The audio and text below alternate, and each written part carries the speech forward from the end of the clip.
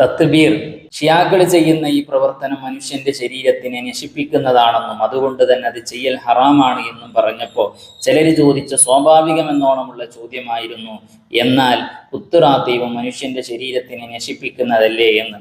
എന്താണ് തത്ബീർ, എന്താണ് കുത്തുറാത്തീബ് എന്ന് മനസ്സിലാക്കാത്തത് കൊണ്ടായിരിക്കാം ഇങ്ങനെ ഒരു ചോദ്യം വന്നത്. തത്ബീർ എന്ന് പറഞ്ഞാൽ വർഷങ്ങൾക്ക് മുമ്പ് കൊല്ലപ്പെട്ടു പോയ മഹാനായ ഹുസൈൻ റളിയല്ലാഹു, അലി റളിയല്ലാഹു പോലെയുള്ള മഹാന്മാരെ ഓർത്തുകൊണ്ട് ഒരു മനുഷ്യന്റെ ശരീരത്തിനെ നശിപ്പിക്കുന്നതാണ്. അതിനെക്കുറിച്ച് ഓർത്ത് വിഷമിച്ചിരിക്കുന്നതിനെയാണ് തത്ബീർ എന്ന് പറയുക. യഥാർത്ഥത്തിൽ ഒരാൾ മരിച്ചു കഴിഞ്ഞാൽ 3 ദിവസത്തിനേക്കാളും കൂടുതൽ അത് ഓർത്ത് വിഷമിച്ചിരിക്കാൻ പാടില്ല എന്നുള്ളതാണ് ഇസ്ലാമിന്റെ നിയമം. എന്നാൽ കുത്തുറാത്തീബ് ഒരാളുടെയും ശരീരത്തിനെ നശിപ്പിക്കുന്നതല്ല. നേരെ മറിച്ച് മഹാനായ റിഫായി ശൈഖ് റളിയല്ലാഹുവിന്റെ കറാമത്ത് അവരുടെ മുരീദന്മാരിലൂടെ അല്ലാഹു തആല ഇന്നും പ്രകടിപ്പിച്ചു കൊണ്ടിരിക്കുന്നു എന്നുള്ളതാണ്. ഇത് റേ ആണ്.